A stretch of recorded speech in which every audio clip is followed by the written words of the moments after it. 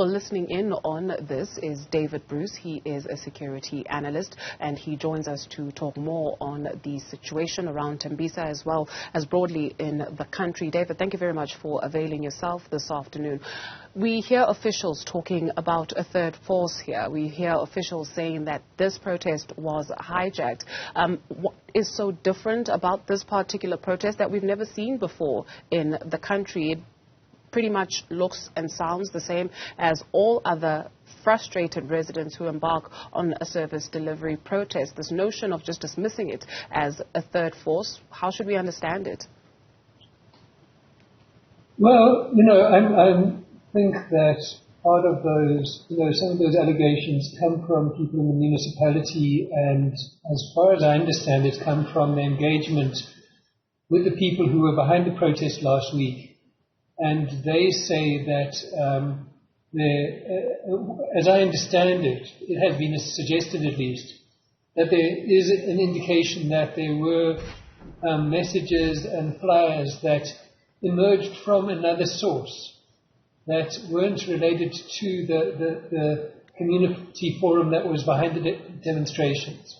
And so, as happened last year in July, I think what's being raised is a question about whether it may be possible that there are kind of hidden elements who, taking advantage of community discontent and the desperate conditions under which many people are living, to create a situation of instability. So I mean, that's what I understand is the allegation that is being made. Obviously, it can be, that kind of allegation can be used as a way of deflecting attention away from responsibility for, errors that have been made or problematic government. But I would understand, against the background of what happened last year in July, I would understand allegation as a serious one that needs to be looked into.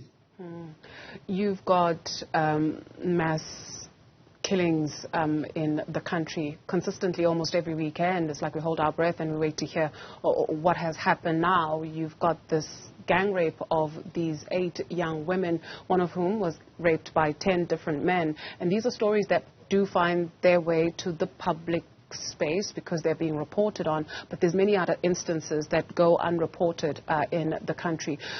It's safe to say that we are experiencing a security situation that is, well, seemingly no one has a handle on. Right. Well, I mean, I think there might be, I think there is sort of, some evidence that suggests that aspects of, let's call it the crime and violence situation, are getting worse. And so, that is obviously a concern. I would just say that, it hasn't ever been the case that we've put in place an effective response to the problem of violence in South Africa. So, and now what we have is, particularly horrifying incidents which are attracting public attention. But we living in a country which anyway has a systemic problem of violence, and to the best of my knowledge, in many ways the problem there is that we've never had the proper engagement with the overall problem of violence, and that then in these current conditions, the situation is potentially intensifying. The police have refuted claims that these are coordinated attacks, which then would beg the question whether this is terrorism in the country. The police minister outright saying it's not terrorism. What's your assessment? Well, I think, as I've already said, the question of something being orchestrated is being raised in relation to the events in Tembisa. And, I would suggest that, those allegations need to be looked into. At the moment, they don't amount to much more than allegations. Beyond that, what we have is a situation of entrenched violence and other crime.